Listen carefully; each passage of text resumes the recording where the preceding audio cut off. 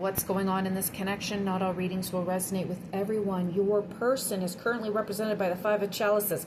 They are in deep regret, sadness, and disappointment. They are dwelling on a perceived mistake. They miss you and they're blinded by their grief. They have useless regrets. In addition to that, people in their life are getting sick of hearing about you and this situation and them and their issues. They are stuck on a situation that they can't let go of, and it is time for them to move forward. Sometimes when discussing you, they might reveal too much about your personal relationship, their insecurities, etc., and people will wrongfully judge the connection. In addition to that, how do they see you? They see you with deep affection, empathy. They feel that you're empathetic. They feel cared for when they're by you, near you. They feel nurtured when they're with you. They respect you and they feel a soul connection. They feel safe with you. But this person is needlessly worrying, has needless anxiety. The bat is showing that there will be communication, but there's a lot of negative thoughts here. And this person is not changing negative thoughts into positive ones so that this connection can work. In addition to that, with the representation of the Five of Athames, this is showing me that they need confidence. They're lacking confidence. And at the same time, they are facing adversaries in their personal life. They're facing adversaries who are opposed to their connection with you. They are also having issues representing their skills, their strengths, and their qualities. This person has gone through a lot in their lives, and it really just has nothing to do with you, and as a result, it is preventing them from asserting themselves. Now, remember in life, folks, we can sympathize with our partners, we can sympathize with people we've had a miscommunication or misunderstanding with, but we cannot be strong for them. We cannot resolve their emotional issues for them. We cannot make them be confident. They have to do it on their own. We cannot baby people so that we can make a relationship work. We can support them, but they have to learn how to take these steps towards us on their own. They have to take those steps towards us on our own. Even when we really, really want to be with them, they have to learn to do that on their own. And the Six of Chalices shows a person who wants to reconnect, and it may happen in a really unexpected manner. Let's take a look at this card a little bit closer. This canary here is about heightened awareness, playfulness, hope, trusting one's inner voice, finding a voice, bringing light and positivity to a situation. Canaries were somehow associated with God. Marjoram was used in spells. There's a flower here called marjoram, or a herb. I think the little girl's holding it. Spells for astral travel, spiritual journeys, and seeking relationships. So this person may feel as if they are connecting with you on a spiritual level. They may feel as if they're communicating with the divine, or they have protection for the divine. Marjoram was also used in love spells, placed in corners of the home for protection, to banish pain and restore optimism.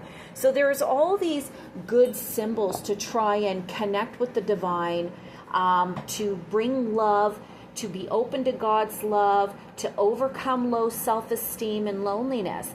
The canaries would help with overcoming low self-esteem and loneliness. They were considered spiritual messengers.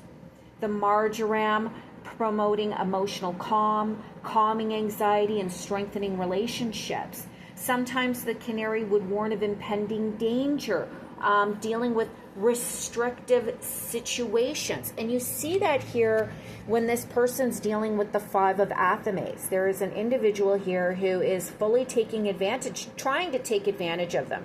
This guy is selling his Athames that he made himself.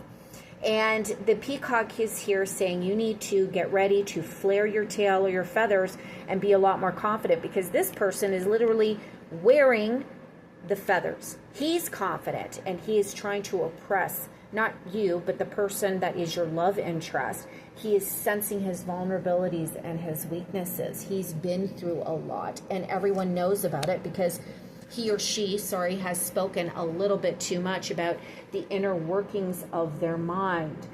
This card is also about singing, releasing through song and music, working with music in order to work through your grief and your insecurities. This card also brings past dreams and ambitions and wishes into the present. This is about bringing good memories from the past into the present. This is about passing good traditions along, hobbies, interacting with children and grandchildren, trying to repeat certain good aspects of your childhood. Sometimes understanding that disappointment is just part and parcel of human interactions. That opportunities lie everywhere, that there is an opportunity to step past one's past hang-ups in order to move into a better future. And this reading is all about your person's issues with their past and how once they can overcome their confidence and their incessant worrying and fear, that they could potentially connect with this loving energy that you have to offer.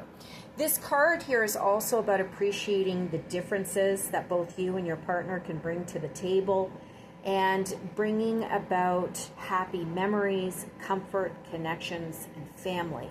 The canary also has to do with companionship and happiness. So there's all these ideas of longing, happy memories, harmony, reunions, expectations manifested, renewal, and working on oneself. This is all foreboding well once this person works through their issues. And if you are representative of as being the person that is their love interest, the advice is not to talk too much about the personal dealings of the relationship when you're upset and trying to sort things out. Try not to get too emotional. Always show caring and nurturing for yourself, but at the same time, be that safe place for your partner.